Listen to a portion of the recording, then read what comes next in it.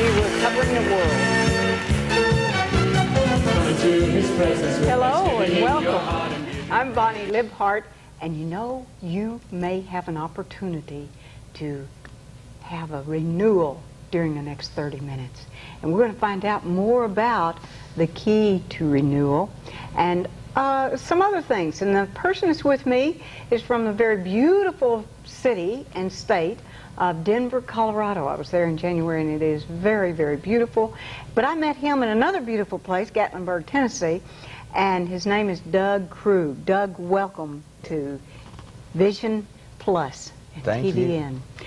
Honor to be here, Bonnie. Doug and his friend Ed Oakley are authors of a book, Enlightened Leadership, and they're in this area, the Tennessee Valley area, to speak with not only our own Mayor Hettinger, but you've been working with down in Mobile and Birmingham. Yes. And so we want to hear about that. But first of all, I want to learn how Enlightened Leadership came about and a little bit about Doug Krug. Now, Doug, something happened to you when you were 16 years old, and that memory came back to you, or at least a part of it, about 6 years ago. Tell me what happened at that time. It did. The memory came back 6 years ago. I did not recall what had happened at age 16 until some people had brought some things up to me.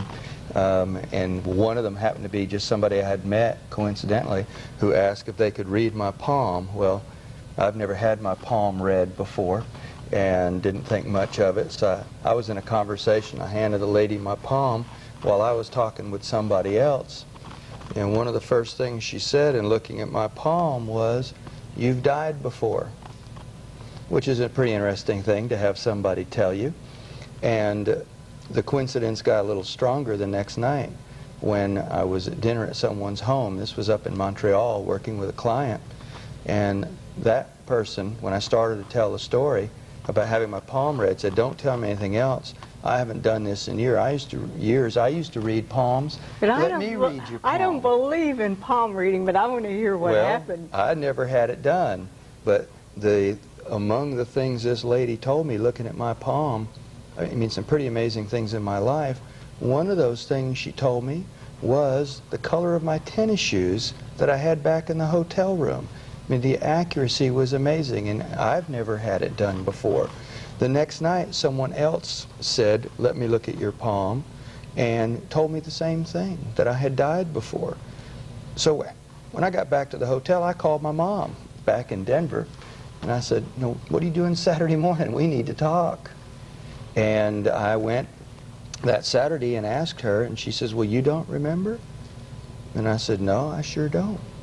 And she said, "Well, when you had a real serious accident, you remember that? I was thrown from a horse." And I said, "Yeah." And she says, "And medically there was nothing they could do for you. They put you in a room to die because there was nothing else they could do medically.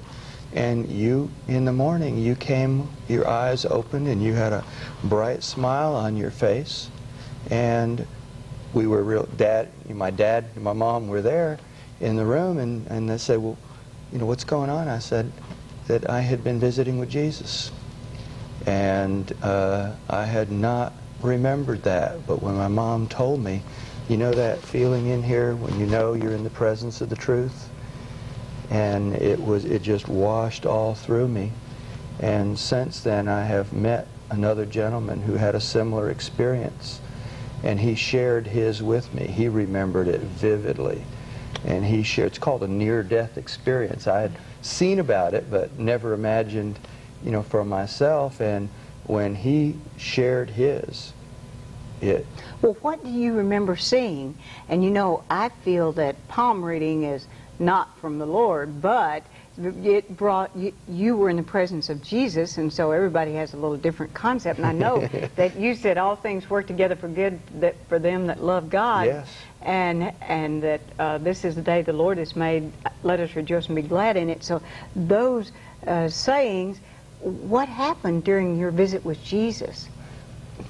The closest I can describe it for myself is a total and complete knowing of love of being awash in light and love. It was not a conversation. I mean, I can't recall words. I know my life has not been the same since that moment, though I didn't remember it at age 16. I know my life has not been the same since then. I know I was touched, and I know whose work I am truly here to do, and it isn't mine. And I get clearer and clearer as to what the context of that, I'll say interaction because I don't know how to explain it. With Jesus Christ. Yeah, when I know when I'm in that presence, and I know when I'm doing Jesus' work, God's work. I know when I'm there. And when it's there, the feeling that just radiates throughout my body. And I get clearer and clearer as I go on in life as to what it is I'm supposed to do. I think we were given the opportunity as to know when we were doing God's work. And we just need to respond to the call. How do you know that you're doing God's work? How do you know that, Doug? It's a feeling. It's not a figure out. Not by power, not by might, but by His word, saith the Lord. By my word. Yeah. I know from that experience, and when I was able to go back to it, I know that my job here is to be an expression of God's love. Now you meet with very top people all over the country and the other countries too, and you are a person that just today met with some top executives, and I understand that every one of those were in tears, and that was because of something. Now, you say your dad was there, your father, your earthly father was there at age 16, but if I remember from a conversation, you were not a very close person with your dad. So tell me why you don't feel you were close, and how you've been able to resolve that. Well,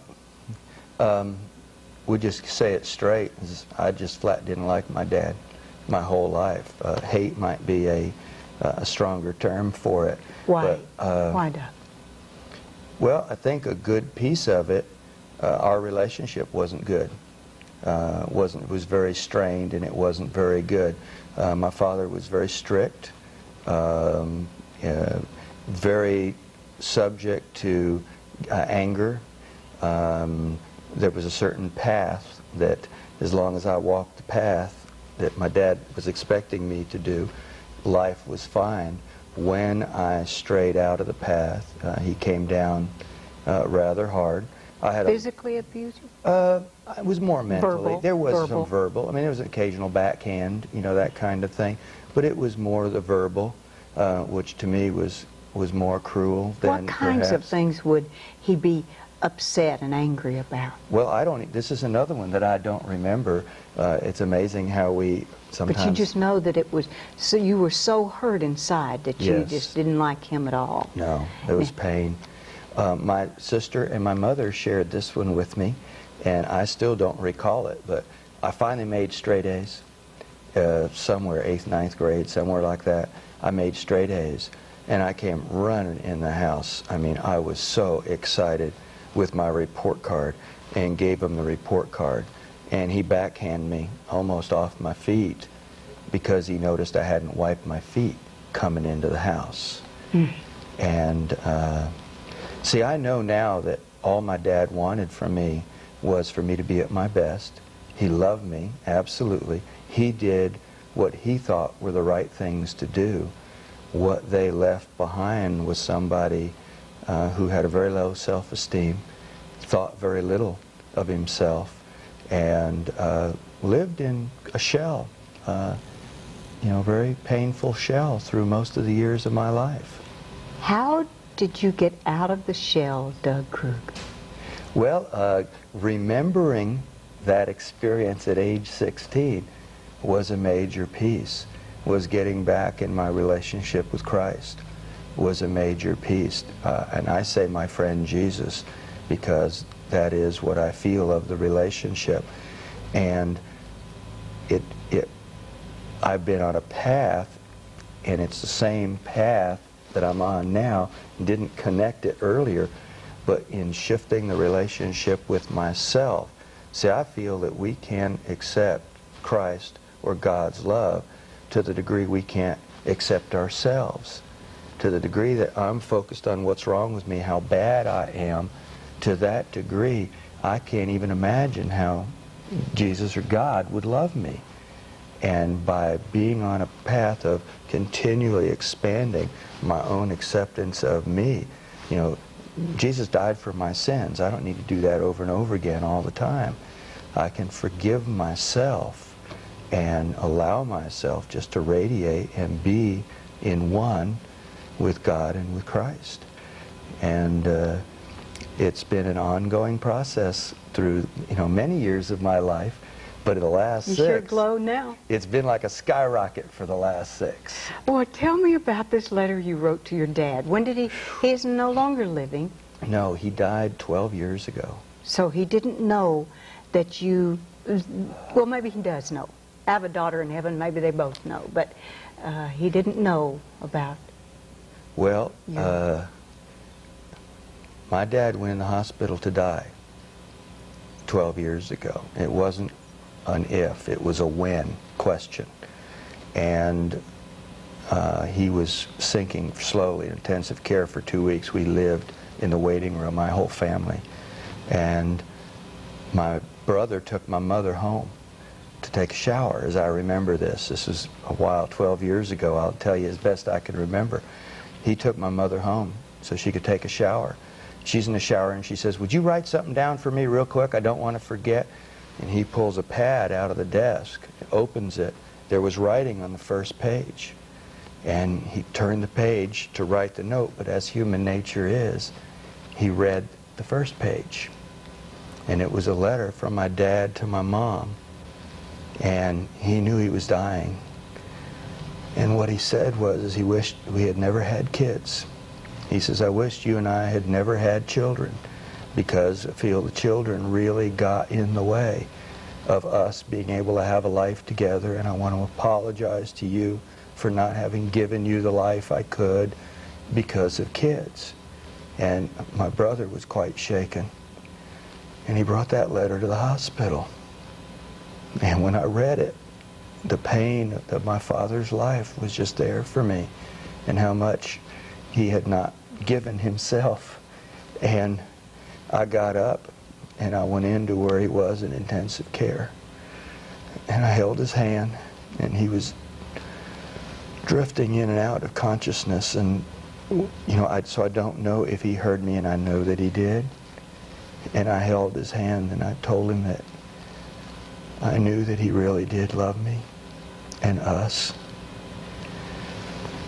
and understood now a lot more about who he was and where he came from, and that we had read the letter, and that it was okay for him to go now, that he didn't have to hang on, that we knew. And I left, went back and sat down, and the nurse came out about 10 minutes later and said that he had passed on. So it's been a bit of a process. And you were able to write him a letter after that forgiveness. I remember my mother-in-law saying to me when we had our first child, she said she thinks the biggest sin she ever had was bringing children into this world today. And my husband has experienced a lot of the rejection that you felt, and I have lived with that for 34 years, and I just treasure the fact that you were able to forgive yourself. And I know that a lot of people have to do that. They have to forgive the person and themselves for the rejection that they did not cause, but they are loved. When God stepped out into space and said, "I'm lonely," and He created man in His image, in the image of God we're made, then He said, "Doug Krug is okay. I've created you in my image, the same as He has." Each one watching, and Bonnie Libhart, and all of the others. So let me hear a lot of us have not been able to forgive our dads and our parents and some people that have rejected us. So If you can read it, if not, I'll help you. Thanks, Bonnie. Okay. Let's hear it. Let's just go ahead and do And this. a little, I saw Field of Dreams. I don't know if you've seen that movie. Yes, absolutely. For about the half-dozenth time. And as I was watching it, the part that I cry through most of it, but the part that catches me is the part toward the end when all the other baseball players go back into the field and it's just his dad there. Yes. And his dad says, he says to his dad, let's catch, let's play catch. Yes. And my dad and I, that I remember, never played catch.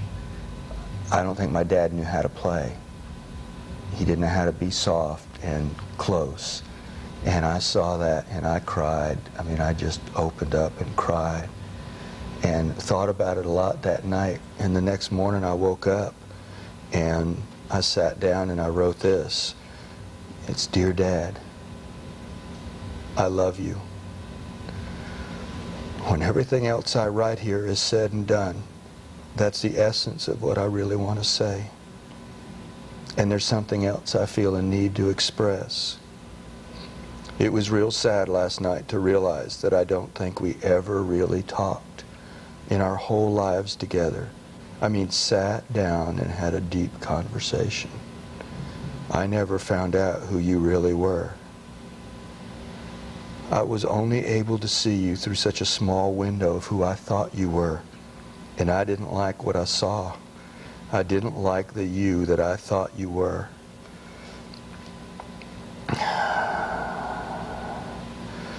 We never had a chance.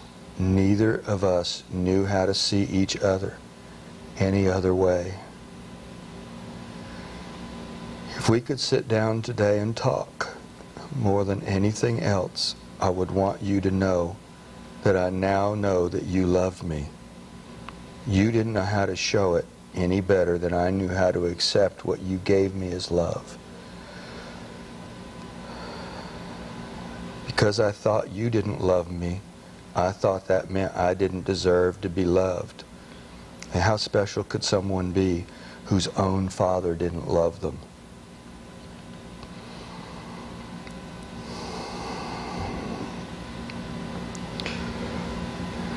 Neither of us knew how to say what we really felt for each other.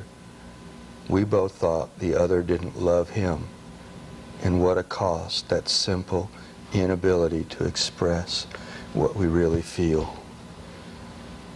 I thought you weren't pleased with me because so many of your words to me were pointing out what you didn't like.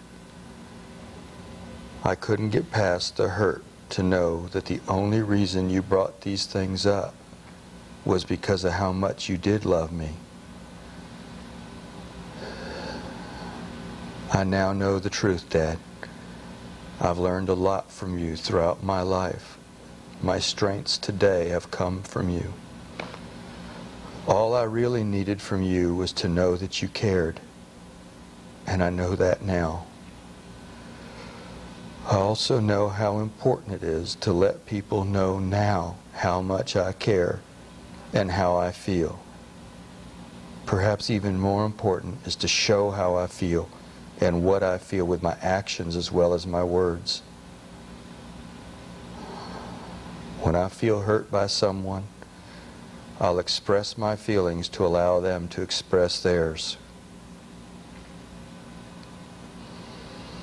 I was not true to me through most of my life, and I'm learning how to now, Dad. A little bit each day. Today, I'll learn how much I really do love you and how much you really did love me. Your son.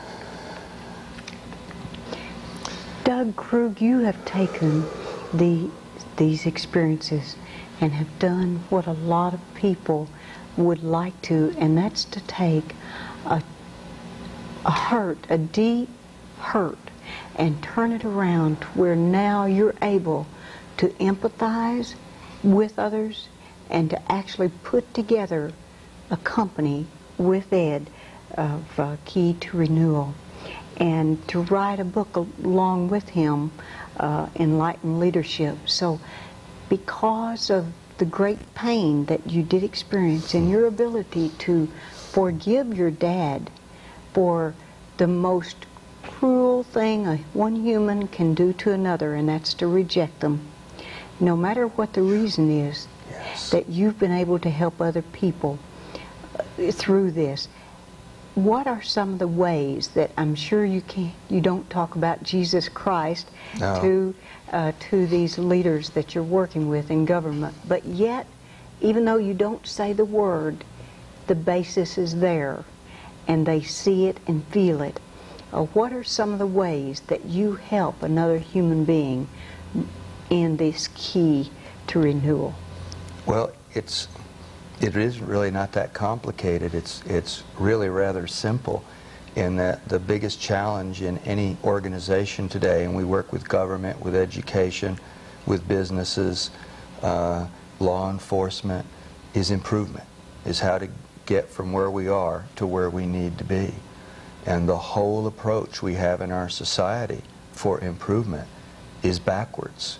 We're doing it backwards. Doing it backwards? We are going about the whole concept of how to improve backwards. Somehow, somewhere, someone started the idea that the key to improving is starting with what's wrong with the way we are now. And what you're saying is? That the key to improving, to getting from where we are now to where we need to be, is to look for what have we done in the past to get us to where we are. What is this foundation built on the successes we've had to get us from where we are to where we need to be. And the first step in that is in people looking within themselves the same way. Is looking within themselves is to what's right about me. You know, I remember from Sunday school as a little kid, some of the first words I ever remember learning in church were, Jesus loves me, this I know. If God is love, which I was led to believe, if it's true that God is love, and God created us in His image, how would that God want us to live our lives? Surrounded in love. Surrounded in love, in joy, in ecstasy, feeling that presence of God in what we do. It's real difficult experiencing and feeling that presence of God when all of our intention is on how bad we are, and or how bad the organization is, or what's wrong with an organization. And our work is simply creating a shift in an organization, starting with its people, in looking at the goodness in themselves, the goodness that we were created with. And when people begin feeling, they call it in the business world positive reinforcement? Yeah, That's sure. one of them. In the business world, they say that it's getting the spirit of the people involved in their work. Well, what is that spirit of the people?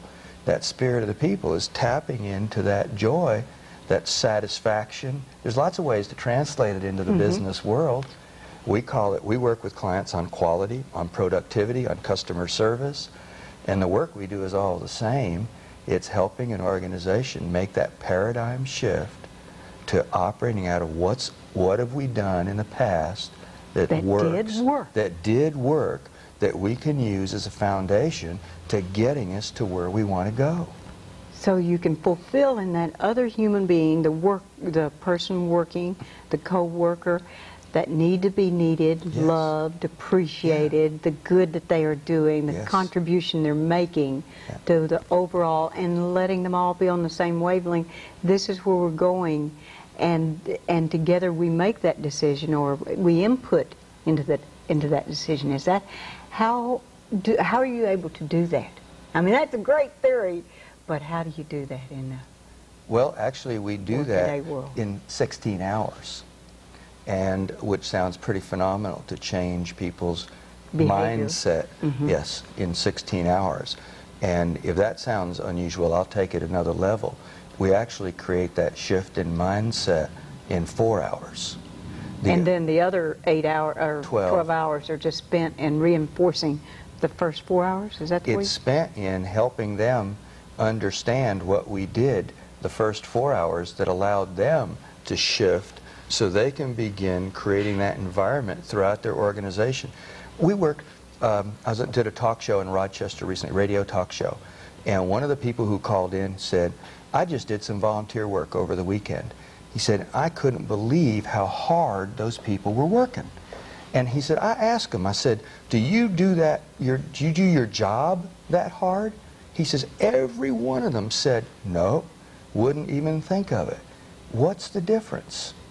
I'm appreciated here. They know they're making a difference. They know they're a part of something important, that what they're doing is making a difference.